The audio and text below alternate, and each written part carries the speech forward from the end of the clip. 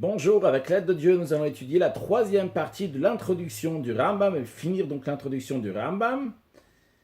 Udvarim alalu, le Rambam nous dit ces choses-là, bedinim ugzerot vetakanot minagot, en ce qui concerne donc les lois, les décrets, ce qui a été instauré, les coutumes, shenitchachu achachim Talmud, qui ont été introduits après l'ouvrage du Talmud, aval kol advarim shebetalmud abavli, toutes les choses qui sont dans le Talmud Bavli. Donc c'est-à-dire ce qu'on a dit avant, qu'on peut discuter sur les lois et les décrets qui ont été faits, c'est uniquement ce qui est venu après le Talmud. Mais tout ce qui est dans le Talmud, Chayavim Kol Israël Alech Bahem, tous les Juifs doivent le faire.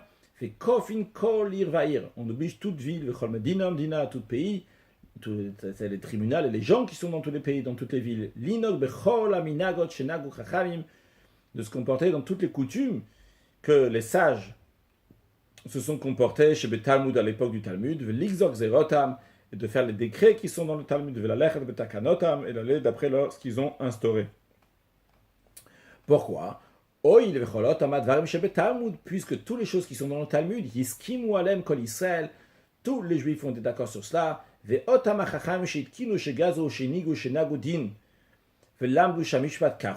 et les sages qui ont instauré, qui ont décrété, qui ont mis cette coutume, qui ont introduit cette coutume, ou bien qui ont fait ce jugement, et qui ont appris donc que la loi est ainsi, Kol Chachmi Israël, c'est tous les sages du peuple juif, Oruban, en tous les cas la majorité lorsque c'est dans le Talmud, Vehen, et c'est eux, ces sages-là, chez Shamu à Kabbalah, qui ont reçu donc la Kabbalah, la transmission, Beikare Torah Kula, dans tous les principes de la Torah, Ish Mipi Ish, homme après homme, génération après génération, ad Moshe Rabbeinu jusqu'à Moshe.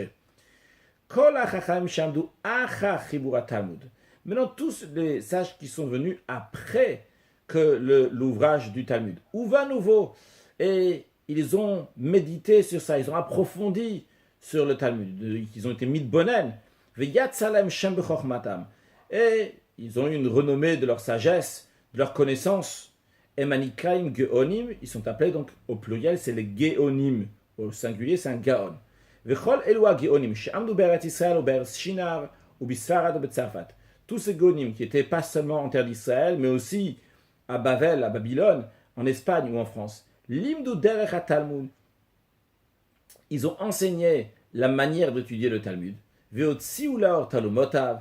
Ils ont éclairé ce qui était caché, donc ce qui n'était pas incompréhensible, ou Be'aru Inyanav, ils ont expliqué les sujets du Talmud, le fichier Derech Amuka Darko Al-Nim'od, parce que le Talmud est littéralement un chemin profond, quelque chose de très profond. Ve'od, et encore, Shoblishon Arami, en plus qu'il est profond, le Talmud aussi, il est écrit en araméen, et pas seulement en araméen, mais Me'oravim Leshonot Acherot, en plus il est mélangé avec d'autres langages. Pourquoi c'est écrit d'une telle manière? Parce que ce langage d'araméen a été bourra la kol beshinar betchichu baratal est clair à tous à Bavel lorsque le Talmud a été fait. Avec bishara mekomot dans les autres endroits, vechen bishinar v'mea geonim, de même à Bavel à l'époque des Géonim, en adam makirota lachon. Même à Bavel même que le Talmud a été fait à Bavel, à Babylone, mais à l'époque des Géonim, donc qui était après l'époque du Talmud. Les gens là-bas aussi ne connaissaient pas ce langage, jusqu'à qu'on va lui enseigner aussi le langage. Donc il faut connaître et la profondeur du Talmud, et en plus le langage du Talmud.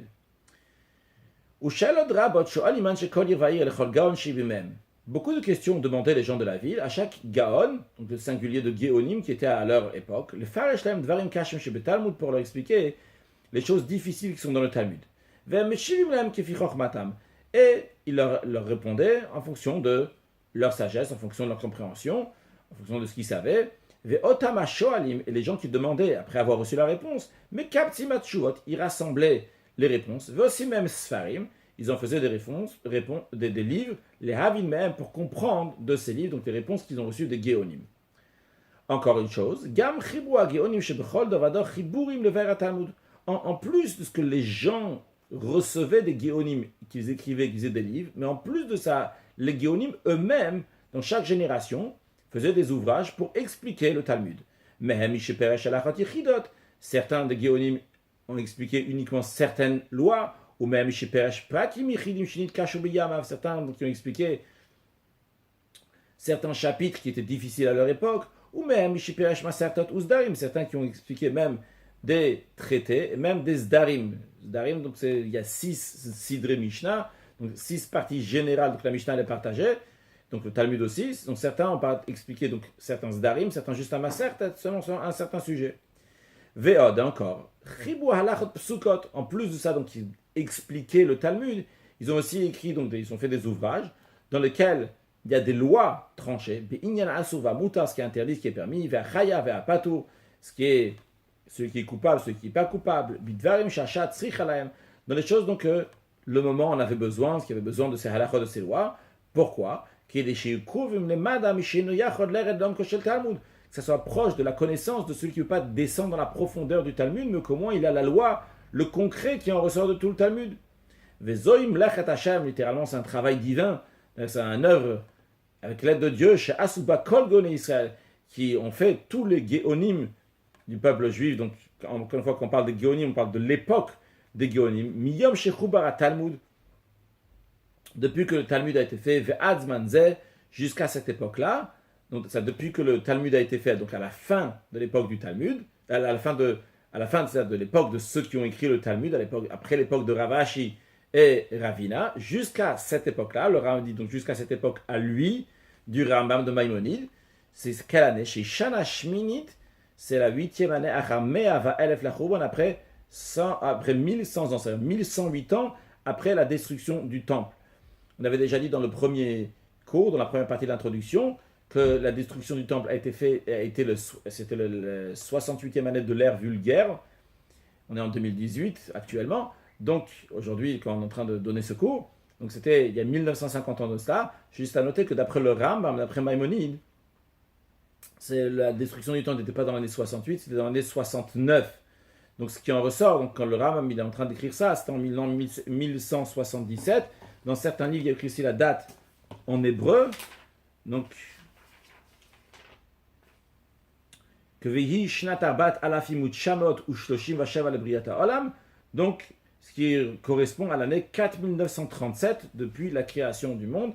On est maintenant en 5778.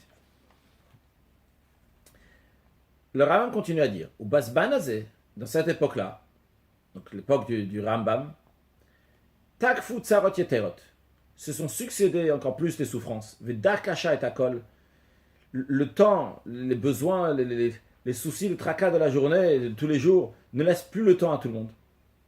Ve'avda chachmat rachamenu, et a été perdue la sagesse de nos sages, ou binat nevonenu nistata, et la compréhension de ceux qui comprennent a été détruite, cachée. C'était voilé. C'était voilé. Donc Nistata, c'est pas détruit, donc Nistata a été caché.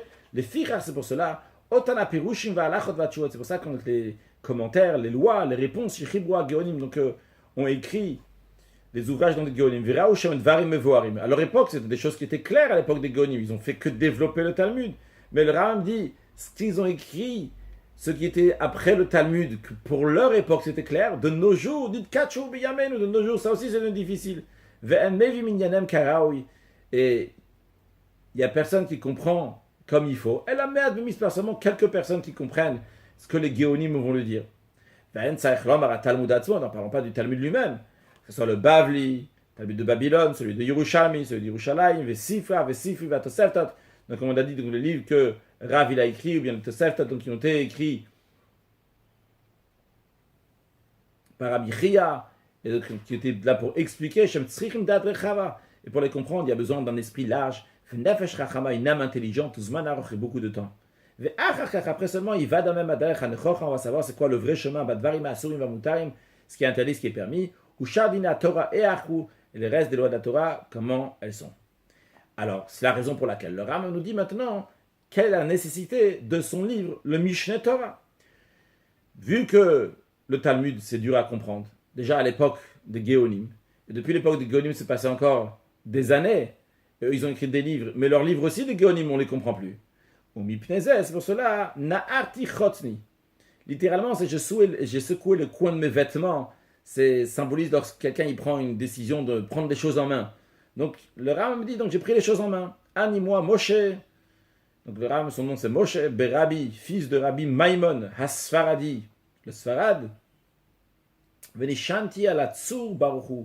Je me suis appuyé sur le rocher, béni soit-il, donc il fait référence, donc avec l'aide de Dieu, ou binoti b'chol sfarim, j'ai approfondi dans tous ces livres, donc les livres de Talmud et de Géonim, veraïti le chaber dvarim amidbarim, donc j'ai l'intention de composer, de compiler donc un livre donc avec des choses qui sont claires, qui en sort mikol elu achiburim de tous ces ouvrages, bi inyan asur va muta, dans ce qui est interdit et permis, ve'atame ve'ataor, de ce qui est impur et pur, im shardine Torah kula, avec tout le reste des lois de la Torah, belashon brura, avec un langage qui est clair, ve'derer ktsara, un chemin qui est court, ache Torah shebe'alpe kula, jusqu'à que toute la Torah orale, sdura befiakol, elle va être ordonnée dans la bouche de tout le monde, blokushav lo piruk, sans question, sans réponse littéralement. Lozomer beko, v'zomer beko, là il dit ainsi, l'autre il donne deux manières, et la dvarim, burim, et des choses claires, krovim, qui sont proches, c'est-à-dire faciles à comprendre, nechonim, qui sont justes, qui sont basés, al-pia mishpat, asherit ber, mikol elu achiburim, d'après la loi qui en ressort de tous ces ouvrages, va pirushim, et les explications, animtsaim, qui se trouvent bimod Rabbeinu Akadosh, depuis l'époque de Rabbeinu Akadosh qui a fait la Mishnah, ve adarsha jusqu'à maintenant, donc jusqu'à l'année que le Rambam va faire le Mishneh Torah. Quel est le but? Jusqu'à que toutes les lois vont être glouyim, la katan ve la gadol, vont être dévoilées aussi bien aux petits qu'aux grands. Bedin kol mitzvah, dans la loi de chaque mitzvah. Bedin kol advarim shetiknu chachamim nevim, dans la loi de toutes les choses qu'ont instauré les sages et les prophètes. Klalo shel dava, donc la règle, en deux mots, le Rambam te dit, ce livre-là que je vais te faire,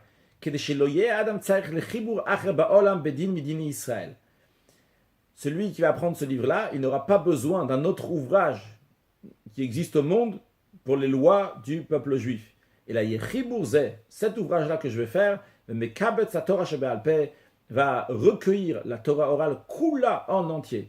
Imata kanot, vehaminagot, vehakzerot, avec ce qui a été instauré, les coutumes, les lois, les décrets chez Nasumi Mot Moshe Rabbeinu, depuis l'époque de Moshe Rabbeinu, va Tribura Talmud, jusqu'à que le Talmud a été fait, que ça, donc on a dit que c'est des décrets, des coutumes, de ce qui était instauré que tout le monde doit faire, ou que Moshe Pershu Lanu Agonim B'chol Chiburem Shechibu Achara Talmud, comme nous ont expliqué tous les Géonim dans leurs ouvrages qu'ils ont fait après le Talmud. Les Fichach, c'est la raison pour laquelle Karat Ishem Chiburze, j'ai appelé cet ouvrage Mishneh Torah. Mishneh Torah, c'est-à-dire un deuxième après la Torah. Qu'est-ce que ça veut dire? Les fiches Adam Kore Torah chez Birtav Trila. Quelqu'un, il lit la Torah écrite, c'est-à-dire les 5 livres de Torah. Après, il va lire celui-là, donc mon ouvrage. Il connaîtra toute la Torah orale. Et il n'aura pas besoin de lire un autre livre pour savoir la halakha. Évidemment, pour s'approfondir, il n'a pas besoin d'un autre livre, mais pour la halakha, la loi, il n'aura pas besoin d'autres livres. Et donc maintenant le Rambam conclut comment il a prévu d'écrire son livre. Il dit, j'ai de partager cet ouvrage halachot halachot en fonction des lois, bechol inyan ve'inyan, en fonction des sujets. V'chalek halachot ifakim sheboto inyan. Ces lois-là, je vais les partager en chapitres. Chaque chapitre, je vais le partager en petits paragraphes, petits halachot, pour qu'ils vont être ordonnés oralement, soit plus facile à l'étudier. Ces halachot, ces lois qui sont dans chaque sujet. Certaines halachot qui sont seulement une seule mitzvah qui sera développée. Veya mitzvah, sheshba divrei kabbalah arbe, c'est une mitzvah dans laquelle il y a beaucoup de choses qui ont été transmises. Ve'inyan bifnato, c'est un sujet en soi-même. Donc, c'est un sujet et une mitzvah. Par contre, v'yesh mem halachot, il y a des lois. Shem kol mishvete mitzvot arbe. Il y a des lois dans lesquelles il y a beaucoup de mitzvot, de commandements qui sont différents. Et miyu otamamid kulam be'inyan echad. Si tous ces mitzvot-là, donc ces commandements-là vont être du même sujet, alors je vais les mettre tous dans ces mêmes halachot. Pourquoi?